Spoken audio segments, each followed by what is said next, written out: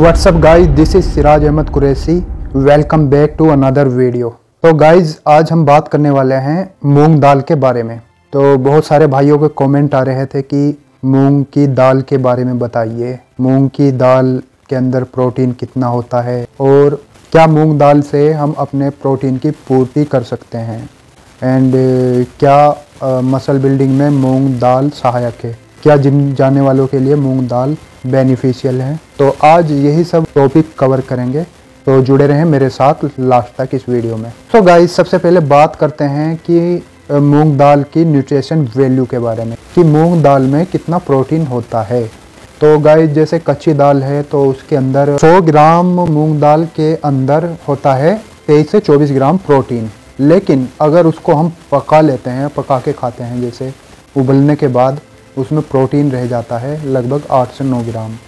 8 से 9 ग्राम इसलिए रह जाता है, 8 से 9 ग्राम नहीं रहता, बल्कि पकने के बाद वो फूल जाती है। 100 ग्राम लगभग 200-250 ग्राम बन जाती है। तो इसलिए कुछ तो उबलने के बाद न्यूट्रिशन वैल्यू घट जाती है एंड कुछ वो डबल हो जाती है। इसलिए 8 से 9 ग्राम प्रोटीन होता है पकी हुई दाल के अंदर। एंड अगर हम बात करें स्प्राउट की, तो सेम उसके साथ भी ऐसा ही है। उसमें 5 से 6 ग्राम प्रोटीन 100 ग्राम स्प्राउट में होता है, यानी कि अंकुरित मूंग की दाल के अंदर होता है। और अगर हम बात करें तो 100 ग्राम स्प्राउट के अंदर पानी भी चला जाता है, मतलब जब वो रात को हम भिगोते हैं तो उसमें पानी भी ऐड हो जाता है। तो इसलिए अगर हम 100 ग्राम स्प्राउट को तोलेंगे तो एक्चुअल में वो 100 ग्राम नहीं होगा, वो लगभग 30 से 40 ग्राम में ही 100 ग्राम वेट आएगा उसका। 30 से 40 ग्राम मूंग की दाल भीगने के बाद जब हम भिगोते हैं और इसको स्प्राउट बनाते हैं, स्प्राउट होती है, अंकुरित होती है, उसके बाद में उसके अंदर पानी भी ऐड हो जाता है, तो वो लगभग रह जाती है कि 30 ग्राम। 30 ग्राम में 5 से 6 ग्राम प्रोटीन मिलता है। 30 ग्राम दाल होती है, लेकिन हम कहेंगे कि 100 ग्राम स्प्राउट के अंदर होता है लगभग 5 से 6 ग्राम प्रोटीन। तो चलिए गाइज, ये तो हमने बात कर ली इसकी न्यूट्रिशन वैल्यू के बारे में। हाँ, एक बात और कि इसके अंदर कुछ थोड़ा सा फैट पाया जाता है एंड कार्बोहाइड्रेट भी इसके अंदर पाया जाता है।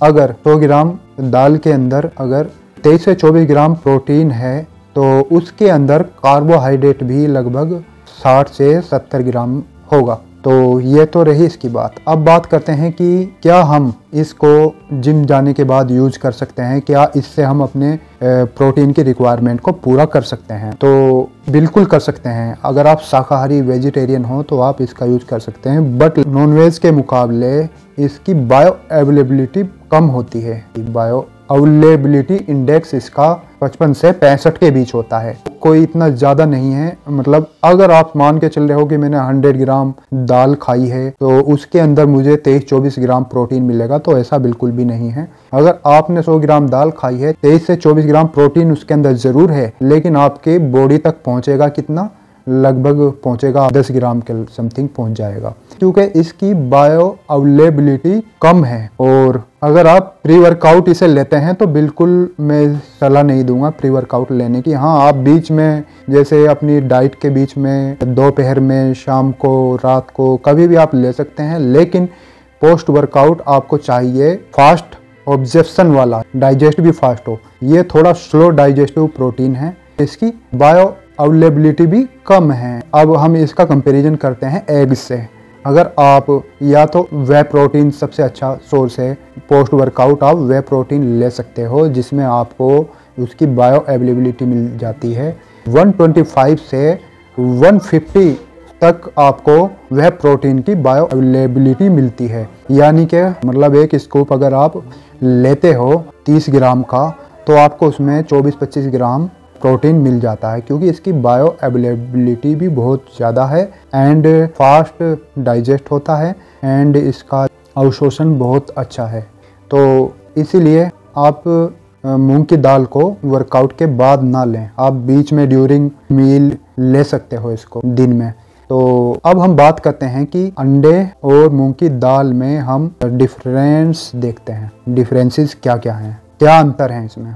तो अब हम दोनों में अंतर देखते हैं कि अंडे के अंदर होता है प्रोटीन, तो चलो होता ही है उसके अंदर, बट उसकी बायो अवेलेबिलिटी होती है 195 से 100 तक होती है, बहुत अच्छी बायो अवेलेबिलिटी है एंड इसकी होती है लगभग 55 से 65 ग्राम। तो अगर आप सर्वहारी हो, सब कुछ खा लेते हो, तो आप मूंग की दाल की जगह एग का चयन कर सकते हो। अंडा आपके लिए बेस्ट ऑप्शन है। हाँ, अगर आप शाकाहारी हो, आप नहीं ले सकते चिकन, मीट, अंडा वगैरह, तो बिल्कुल आप इसका यूज़ कर सकते हो, ये आपके लिए बेस्ट है। लेकिन हाँ, प्री वर्कआउट में आप वे प्रोटीन ऐड कर सकते हो। इसकी जगह पर आप बीच में इसको ले सकते हो दिन भर की अपनी प्रोटीन की रिक्वायरमेंट पूरी करने के लिए। तो यही थी आज की वीडियो गाइज, मूंग की दाल के बारे में कि मूंग की दाल की न्यूट्रिशन वैल्यू क्या है एंड इसका ऑब्जर्प्शन रेट क्या है एंड इसकी बायो अवेलेबिलिटी क्या है। तो आई होप कि इस वीडियो से आपको समझ आ गया होगा कि स्प्राउट लें या मूंग की दाल किस तरह से लेनी है। हाँ, अगर आपको लेनी है तो आप इसको रात को भिगो के आप स्प्राउट के रूप में भी ले सकते हो। मिलते हैं कल फिर एक और न्यू इन्फॉर्मेटिव वीडियो के साथ। तब तक के लिए गुड बाय।